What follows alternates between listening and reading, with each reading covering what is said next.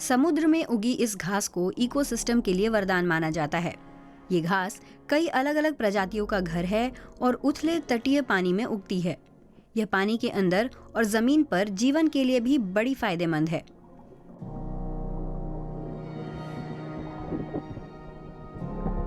इसलिए वैज्ञानिकों की एक टीम पुर्तगाल के दक्षिणी अलगार्वे तट पर पानी के भीतर घास के मैदानों का अध्ययन कर रही है।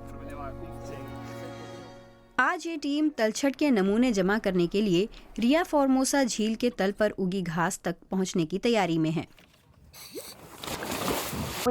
इन नमूनों के जरिए हम अंदाजा लगा सकते हैं कि तलछट में कार्बन की कितनी मात्रा है। जलवायु संकट के समय कार्मेन सैंटोस का शोध और भी अहम हो जाता है। महीनों तक वो और उनकी टीम झील पर आती रहेगी। हर दौरा आमतौर पर कई दिनों का होता है। फील्ड वर्क के तहत समुद्री घास से ढकी 10% वेटलैंड यानी दलदली जमीन को भी मापा जाएगा। झील की ये सबसे बेशकीमती संपत्ति है। वे बहुत ही उम्दा कार्बन सिंक हैं, यानी वे अपने बायोमास में और अपने तलछट में कार्बन की बड़ी मात्रा को सोखते हैं और जमा करते हैं। और ये बहुत अहम है क्योंकि कार्बन को सोखते हुए और तलछट में उसे जमा करते हुए वे जलवायु परिवर्तन को रोकने में हमारी मदद कर रही होती हैं। वैज्ञानिकों का अनुमान है कि समुद्री घास जैसे तटीय इकोसिस्टम जंगलों के मुकाबले 3 गुना अधिक CO2 जमा करते हैं, और वो भी मुफ्त में।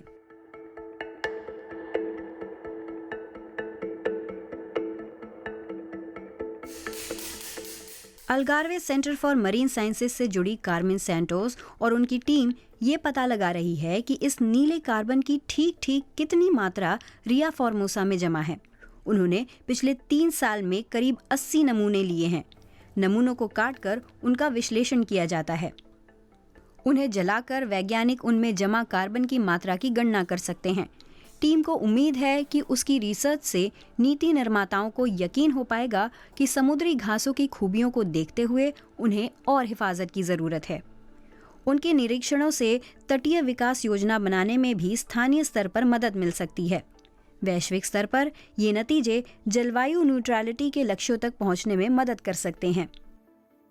नावों की अनवरत आवाजाही और उनके लंगरों से होने वाले नुकसान से समुद्री घास के जलमग्न मैदान दुनिया भर में खतरे में हैं। In Europe, 60 के दशक से यूरोप में हमने 1/3 समुद्री घास के मैदान गंवा दिए हैं। समुद्री घास के लिए सबसे प्रमुख खतरों में से है नावों की संख्या, क्योंकि वे बहुत तेज चलती हैं, जिससे बड़ी लहरें बनती हैं, जो नहरों के किनारों पर थपेड़े मारती हैं। लहरें उस तलछट को अस्त व्यस्त कर देती हैं जहां खार और घास पनप रही होती है। जल प्रदूषण से भी दुनिया भर में समुद्री घास की प्रजातियों पर खतरा आया है। रिया फॉर्मोसा में कड़े कानूनों से पानी की गुणवत्ता में सुधार आया है और इसके चलते समुद्री घास भी फिर से पनप रही है। झील के सबसे प्रतिष्ठित निवासियों को भी फायदा हुआ है, यानी समुद्री घोड़ों को। हाल के वर्षों में उनकी संख्या 90% से भी ज्यादा गिरी थी। प्रमुख कारण था गैर कानूनी रूप से मछली पकड़ना और उनके बसेरों का नष्ट होना। बचाव क्षेत्र और ऐसे कृत्रिम ढांचे मदद के लिए तैयार किए गए हैं। समुद्री घोड़ों को चिपके रहने के लिए कुछ चाहिए।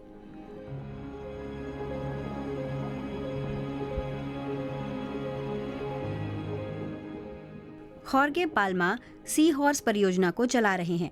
वो जीवों और समुद्री घास के आपसी संबंधों का अध्ययन कर रहे हैं। खाने और बसेरे के लिहाज से वो इलाके काफी फायदेमंद हैं, और भले ही समुद्री घोड़े उनका सीधा इस्तेमाल ना करें, लेकिन अप्रत्यक्ष रूप से तो करते ही हैं, क्योंकि यहाँ पर वो खाना तैयार होता है जिसे वो बाद में खाएंगे, जैसे छोटे झींगे, छोटे एम्फीपॉड।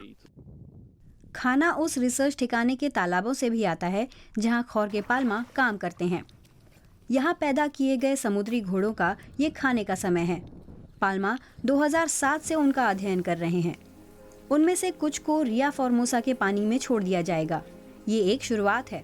उम्मीद है कि उनकी बची हुई आबादी को संरक्षित करने की ये कोशिश बेकार नहीं जाएगी।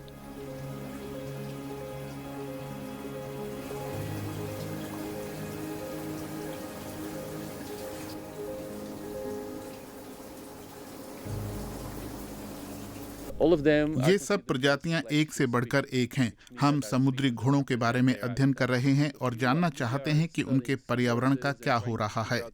उनके बसेरे सिमट रहे हैं, तो इससे तमाम जैव विविधता पर असर पड़ेगा, उन तमाम जीवों पर जो वहां रहते हैं।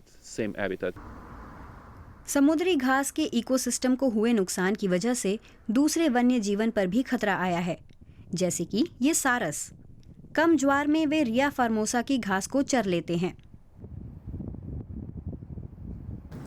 कार्मेन सैंटोस और उनकी टीम ने गर्मियों में समुद्री घास रोपी थी। अब वे उसका मुआयना कर रही हैं कि पौधे जीवित रह पाए या नहीं। कैमरे उन्हें नहीं पकड़ पाते, लेकिन गोताखोर नंगी आंखों से उनकी पहचान कर सकते हैं। 2 प्रजातियों ने तो जड़ पकड़ ली है। ये बहाली का पहला कदम है। हमारे 2 दिन इस काम में लग गए और ये अच्छा है, ये कारगर रहा। उम्मीद है ये सर्दियों में भी अच्छा रहेगा। दुनिया भर में संरक्षणवादी समुद्री घास को दोबारा रोपने पर ध्यान दे रहे हैं, जैसे यहाँ स्पेन के द्वीप मायोर्का के पास। ये काम आसान नहीं है। नए पौधे नाजुक होते हैं और धीमे धीमे उगते हैं। लेकिन हाल के अध्ययन बताते हैं कि यूरोप में समुद्री घास फिर से उगने लगी है। ये इस बात का संकेत है कि सुरक्षा और रखरखाव की कोशिशें बदलाव ला सकती हैं।